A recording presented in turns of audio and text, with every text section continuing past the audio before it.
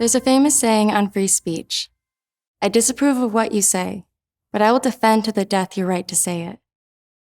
Unfortunately, that's not at all where our nation's public universities stand today. Instead, their message is often the opposite. I not only disapprove of what you say, but I will keep you from saying it. My name is Maggie DeJong. I faced the real-world impact of this attitude as a graduate student at Southern Illinois University, Edwardsville. There, school officials and classmates banded together to punish and censor me, to cancel me for speaking my mind and sharing my Christian faith and engaging in honest dialogue on important issues of our day. Trouble came to a head in my third and final year of the art therapy program at SIUE. I had chosen to go into the field of art therapy because I care deeply about helping other people heal from their trauma. Art therapy is a mental health profession that facilitates communication when words are too hard. It gives clients a creative outlet to calm both body and mind to engage in the therapeutic process. My class was made up of an 11-student cohort. We spent a ton of time together, not only in the classroom setting, but through internships and day-to-day involvement in each other's personal lives. We got along together well, but because of my Christian faith and political beliefs, I often disagreed with my classmates and professors' stances on hot-button cultural issues like religion, critical race theory, COVID-19 regulations, Marxism, or ironically enough, censorship. I expressed my views on these topics during classroom discussions, on my social media accounts, and in conversations with fellow students. Little did I know that some of my fellow students would use my protected speech against me. Around midway through my third and final year in the program, I received 3 no-contact orders from school officials, banning me from having any contact or even indirect communication with 3 of my fellow students. The orders gave me no way to appeal the decision or even know what I was accused of. In fact, there wasn't even a finding that I had violated any rule or policy. That's because I hadn't.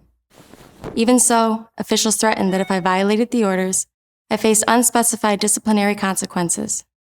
The university even copied a police officer on the orders. What's more, the head of my program even texted an alumnus telling her that I was burning bridges after I spoke with the media about the unconstitutional no-contact orders. I was utterly humiliated. I felt so hurt, so confused, so betrayed by people I had trusted. I lost sleep. I struggled with anxiety. I lost my appetite and had trouble concentrating on my work.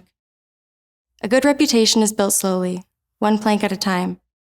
And as I watched it go up in flames all in a moment, I couldn't help but wonder what that could mean for my future career. I kept racking my brain. What had I said or done that could have sparked this kind of outrage? It wasn't until I reached out to Alliance Defending Freedom for legal help that I found out. In response to a letter from ADF, school officials pointed in large part to my social media posts expressing my religious and political beliefs. One of my classmates also took issue with a private message exchange between us where I had said that my personal beliefs are grounded in objective truth by the gospel of Jesus Christ. Months later, that very phrase was used in a public art exhibit on campus entitled The Crushing Weight of Microaggressions.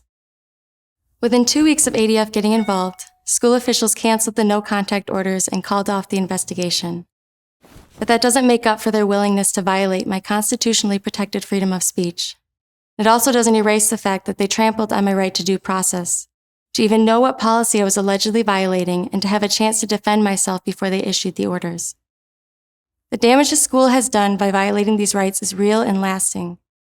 Everyone in the program has witnessed what happens when someone calmly disagrees with the prevailing winds of what everybody is supposed to believe on hotly debated issues. It creates fear and keeps other students from fully engaging in the marketplace of ideas. Their views deserve to be heard. I don't want this to happen to anybody else. So with ADF's help, I filed a lawsuit against my school, calling upon officials to make permanent changes to protect free speech on campus. Our right to free speech doesn't hinge on whether those in power approve of what we have to say. Officials at schools like SIUE need to rediscover that simple truth and apply it equally to each and every student, including those with whom they disagree. To see more stories like mine, you can visit adflegal.org/freedommatters. Also, subscribe to this channel on YouTube, and don't forget to click the notification bell to make sure you never miss an episode.